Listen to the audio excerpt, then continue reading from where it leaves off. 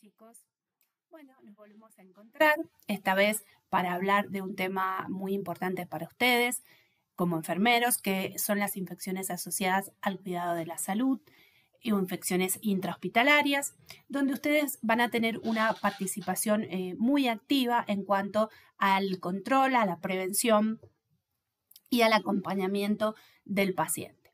Bueno, vamos a comenzar este encuentro viendo un videíto para luego analizarlo.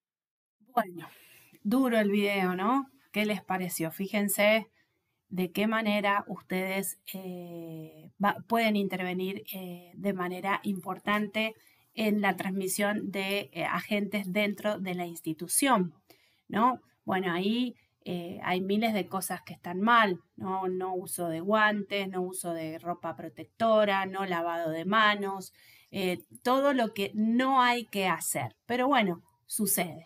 Entonces vamos a ver cuál es la frecuencia con la que sucede, cuáles son los microorganismos que intervienen, cuáles son las maniobras en las cuales se producen estas patologías y cuál es el rol, cuál es el papel importante de ustedes como enfermeros en la vigilancia y en el control de este tipo de infecciones. Bueno, primero vamos a definir ¿qué es una infección intrahospitalaria? Son todas aquellas infecciones que no están presentes ni se están incubando en el momento en el que el paciente es admitido en la institución y se presenta luego de 48 horas de internación. Bien, los microorganismos que más producen este tipo de infecciones, a la cabeza el Staphylococcus aureus, Pseudomonas aeruginosa, Acinetobacter baumannii, Klebsiella dentro de los bacilos gram negativos, Klebsiella pneumoniae, Acinetobacter, otras especies de Acinetobacter, Escherichia coli, que pertenece a la microbiota de intestino. Algunas pertenecen y otras son patógenos estrictos. Bien, las infecciones intrahospitalarias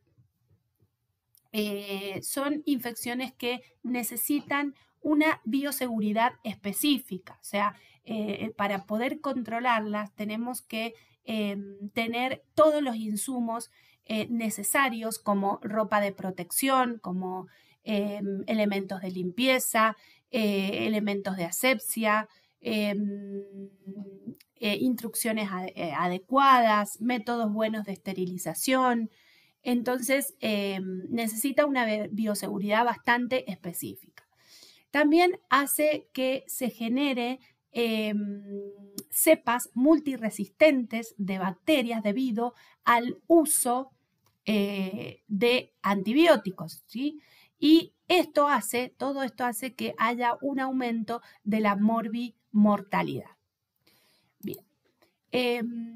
¿Por qué se produce esto? ¿Qué pasa con el personal que interactúa con el paciente? ¿Por qué se intensifican este tipo de infecciones? Y todo el personal que trabaja en una institución, ya sea enfermeros, médicos de guardia, médicos residentes, kinesiólogos, personal de limpieza, técnicos de bioingeniería, personal de mantenimiento, todas las personas que puedan en algún momento tener contacto o entrar a la sala del paciente.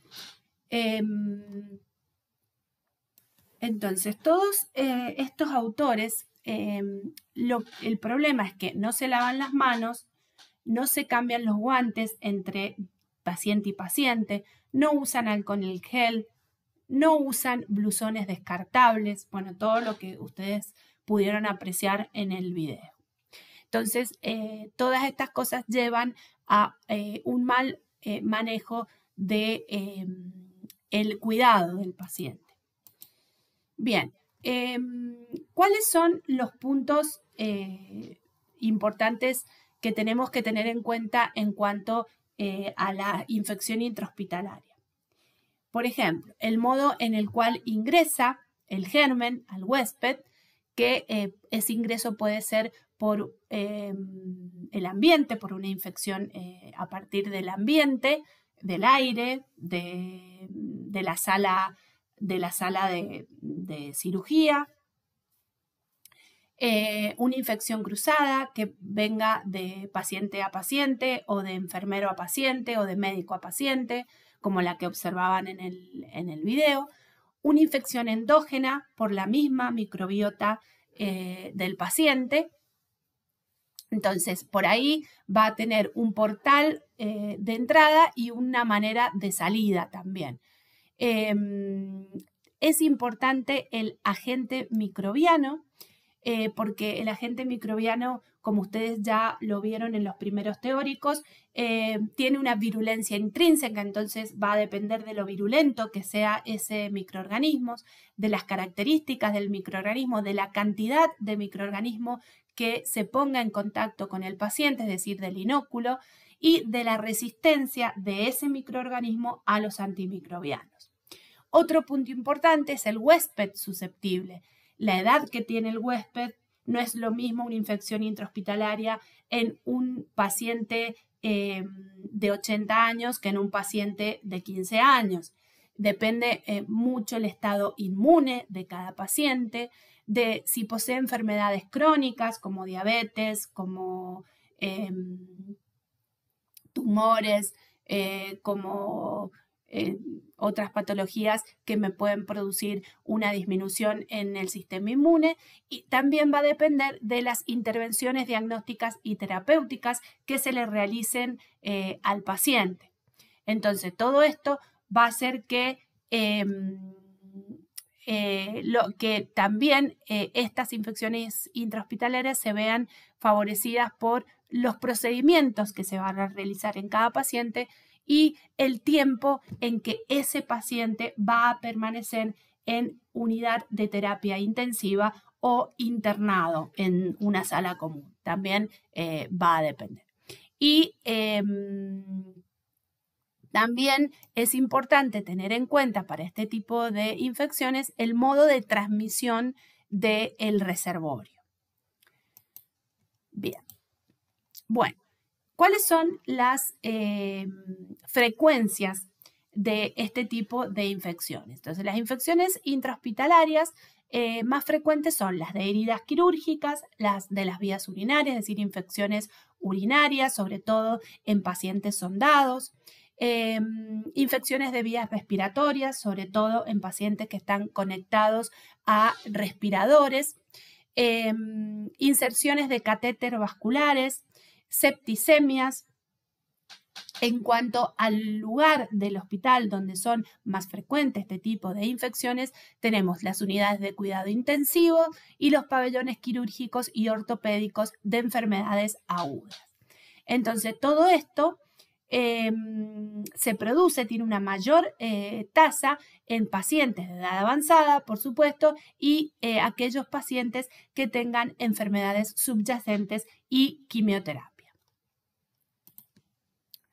Bien, entonces, las infecciones nosocomiales están muy ampliamente propagadas en la mayoría de los hospitales a nivel provincial, nacional y en todo el mundo, sobre todo en aquellos países más subdesarrollados. Son importantes factores de mortalidad, por eso es importante poder reducirlas y controlarlas. Es un problema obviamente de salud pública y es un problema porque tiene repercusiones económicas y humanas por la mortalidad tan elevada. Entonces, esto se produce por un mayor número de personas confinadas en un mismo lugar, en este sería el hospital. Con mayor frecuencia se produce un déficit de la inmunidad, aparecen nuevos microorganismos en este tipo de infecciones y además esos microorganismos aumentan la resistencia a los antimicrobianos, por lo cual es bastante complicado el panorama. Bueno, ¿cuáles son los criterios simplificados para la vigilancia de las infecciones nosocomiales? Hay algunos puntos algunos criterios que se van a tener en cuenta, sobre todo ustedes como enfermeros que van a advertir en algunos puntos, como por ejemplo, si tenemos un tipo de infección en el sitio de una intervención quirúrgica, vamos a ver si ustedes observan cualquier secreción purulenta, absceso, celulitis difusa en ese sitio de intervención quirúrgica en el mes siguiente a la operación, y bueno, podemos estar hablando de una infección nosocomial.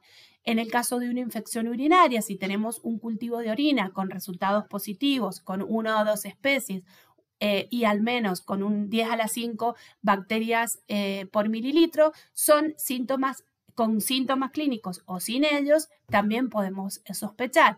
Una infección respiratoria, síntomas respiratorios con manifestaciones de por lo menos 2 de los siguientes durante la hospitalización, como ser tos, esputo purulento, nuevo infiltrado en la radiografía de tórax compatible con una infección del sitio de inserción de un catéter vascular.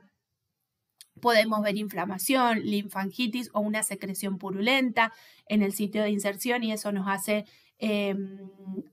parar las antenas porque puede estar haciendo una infección intrahospitalaria. Y en el caso de septicemia, que el paciente presente fiebre o escalofrío, o por lo menos un cultivo de sangre con resultados positivos, también me está indicando que hay algún problema ahí. Bueno, los principales sitios de infección, en primer lugar tenemos a las infecciones urinarias, que representan el 40% de las infecciones totales dentro del hospital, aunque ahora ese porcentaje está mucho más elevado. Luego le sigue las infecciones del sitio quirúrgico, posteriormente las vías respiratorias inferiores, sobre todo en pacientes que reciben asistencia respiratoria mecánica, las infecciones cutáneas, las bacteriemias y otro tipo de infecciones que ya las vamos a ir comentando. Bien. Dentro de las infecciones urinarias, que representan el 40% del total de las infecciones, pero son las que tienen menos mortalidad o morbilidad. ¿Cuál es el criterio que el médico va a tomar para considerar que ese paciente está con una infección urinaria? Es que me dé un cultivo cuantitativo positivo mayor de 10 a las 5 unidades formadoras de colonias por mililitro, que se aíslen 2 especies microbianas formada por una bacteria de microbiota habitual como Escherichia coli y una bacteria intrahospitalaria como puede ser una Klebsiella resistente. Dentro de los sitios de intervención quirúrgica, que representan entre el 0,5 y el 15% de las infecciones intrahospitalarias y que producen un costo elevado en la hospitalización y demoran la duración de la estadía posoperatoria,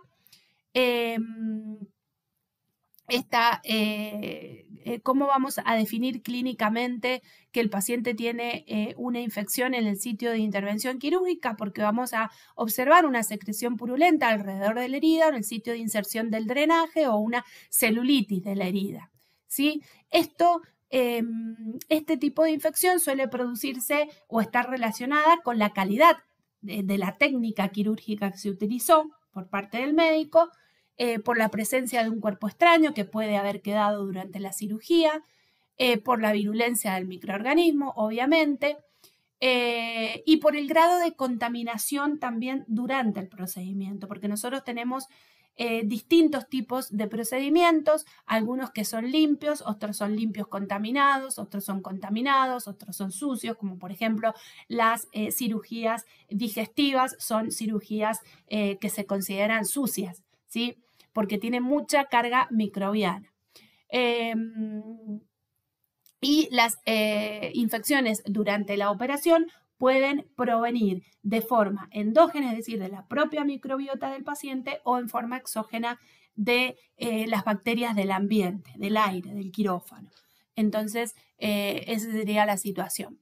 En el caso de neumonías nosocomiales, que representan el 15% del total de las infecciones intrahospitalarias, es decir, aproximadamente se produce un 3% por día, son las que tienen mayor mortalidad y sobre todo se produce en pacientes conectados a respirador en las unidades de terapia intensiva.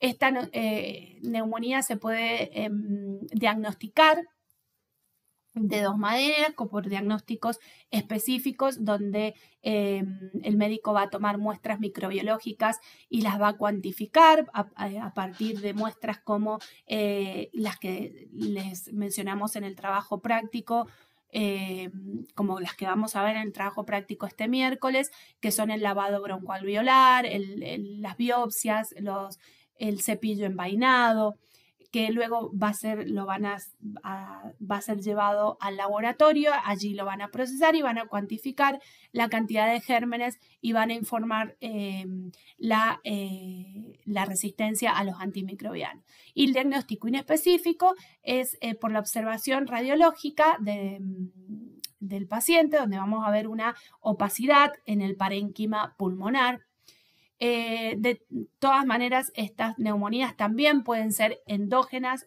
producidas por la misma microbiota del paciente cuando es intubado, sobre todo la microbiota de vías aéreas superiores, o puede ser exógena a partir de, por ejemplo, patógenos que se encuentran en el respirador. Puede ser, como por ejemplo sería el caso de la Pseudomonas o de la Cinetobacter. También va a depender del estado inmune del paciente, como ya hemos visto, y si este paciente tuvo uso de antibióticos previamente a ser intubado, ¿no? o al ingreso. ¿Cuáles son los otros tipos de neumonías que pueden aparecer que no son relacionadas al respirador? Y bueno, tenemos por ejemplo en los pabellones de pediatría, las bronquiolitis víricas por virus sincicial respiratorio. No sé si recuerdan que nosotros lo vimos, cuando vimos virus respiratorio yo les marqué que era el germen que producía bronquiolitis en el mayor porcentaje de los niños pequeños.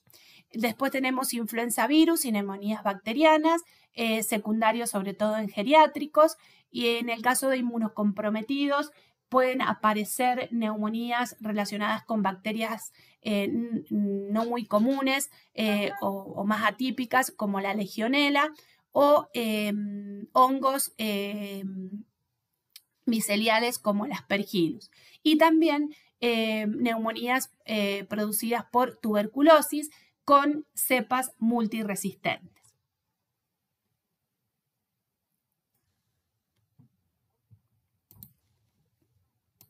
Bueno, otro tipo de infección muy frecuente que representan el 6% son las bacteriemias nosocomiales, que tienen una muy alta tasa de letalidad del 50% y especialmente se producen, el sitio de entrada es la piel, por la colocación de un catéter por vía subcutánea o puede ser por colocación de un dispositivo intravascular, donde en este caso es más difícil observar la infección, o sea, no vamos a ver como en el caso de una subcutánea donde podemos ver un líquido purulento, una secreción purulenta o que se coloca rojo el catéter. No, estas son más internas y es más complicado hacer el diagnóstico. La mayor incidencia la producen en el 83% de los casos los bacilos gram negativos, sobre todo los no fermentadores como Pseudomonas, y en el 90% de los casos tenemos Staphylococcus coagulasa negativo. Recuerden que tenía esa propiedad de producir el slime que se pegaba en todas las superficies de catéteres, y también los enterococos. Y en algunos casos estas bacteriemias es producida también por cándida. Esto depende. Esta bacteriemia también va a estar muy relacionada con la duración de la cateterización en el paciente, por el grado de asepsia en el momento que nosotros vamos a hacer la inserción de ese catéter y en el cuidado continuo que se le dé a ese catéter. Bien, otra de las infecciones nosocomiales en general, porque aparecía como un 11%, están incluidas las infecciones de piel y partes blandas, las gastroenteritis, puede ser producidas por enterobacterias o producidas por Clostridium difficile, por el uso prolongado de antimicrobianos, sinusitis y conjuntivitis, endometritis y otras infecciones en otros órganos genitales. Ahora, bien, existen programas de control para las infecciones intrahospitalarias que actúan a nivel de programas nacionales o regionales, programas hospitalarios y también hay una responsabilidad de control. En cuanto a los programas nacionales o regionales, es importante que se establezcan objetivos, que se formulen pautas de vigilancia, que se cree un sistema nacional, que de hecho lo hay, un sistema nacional de vigilancia, programas de capacitación, acceso a materiales y productos de higiene, programas hospitalarios en la misma institución, donde cada institución tiene que tener su comité de control de infecciones, que va a estar integrado por médicos, por enfermeros, por infectólogos, por farmacéuticos, por bioquímicos, microbiólogos, que en la institución haya un manual de control de infecciones y haya especialistas en estos controles de infecciones.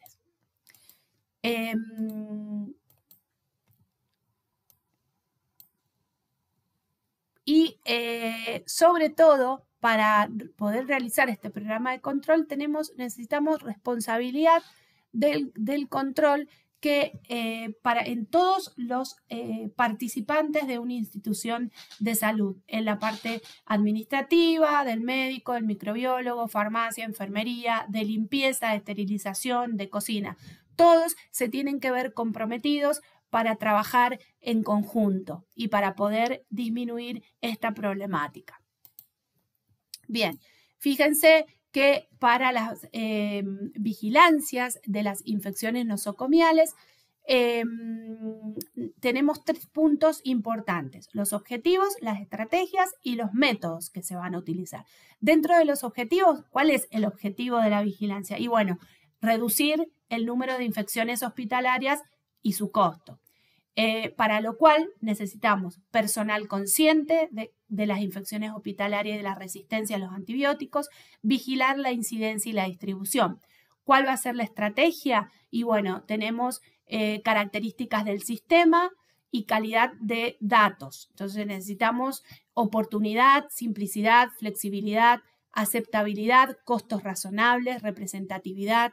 Necesitamos sensibilidad y especificidad en los datos que se proporcionan, valor de predicción, si es positivo o negativo, utilidad en relación con las metas de la vigilancia.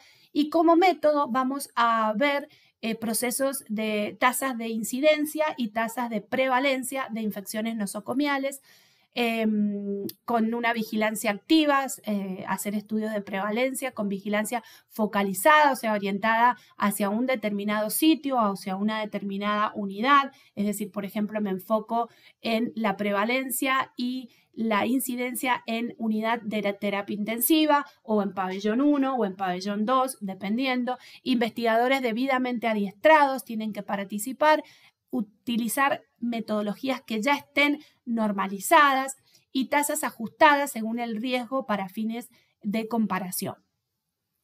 Bien, recuerden que la vigilancia es todo un proceso circular, donde debe haber primero una ejecución de la vigilancia, luego una retroalimentación y divulgación, luego una prevención y discusión de las medidas correctivas, y por último una evaluación del efecto de las infecciones nosocomiales por medio de vigilancia.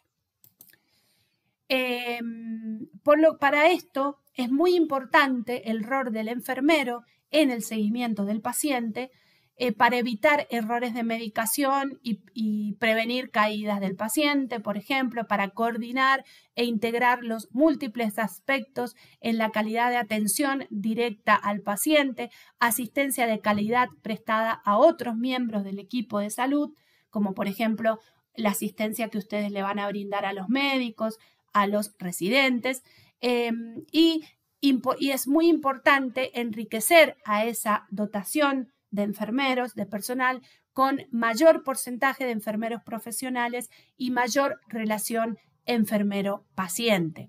Con esto vamos a disminuir las complicaciones y vamos a disminuir la mortalidad.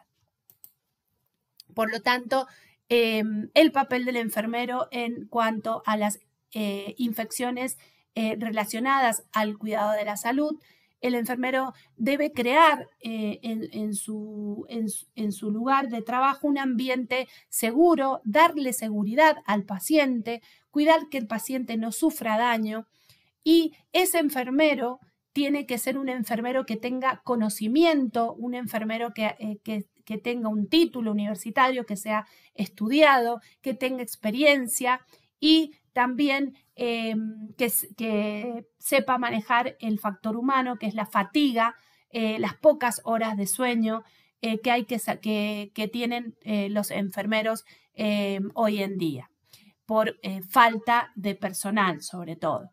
Y realizar tareas adecuadas en el lugar y en el momento preciso. Es decir, no realizar cualquier tarea, dedicarse a la atención del paciente y no a llenar planillas o hacer de cadete de los médicos. Entonces, ustedes tienen que darle valor e importancia a su tarea como enfermeros. Bueno, esto es todo lo que tengo para mostrarles y para darles. Nos vemos, espero que les haya gustado. Muchas gracias por escucharme y nos vemos en la próxima clase. Les dejo antes una secuencia para colocarse vestimenta protectora al ingresar a la habitación y al salir de la habitación. Y sobre todo, es importante lo que dice acá abajo, que es mantengan las manos alejadas de la cara, limitar el contacto con las superficies, cambiar los guantes si están muy contaminados, lavarse las manos, colocarse alcohol en gel antes de dejar la habitación, fundamental esos tips para un correcto manejo de los pacientes. Muchas gracias.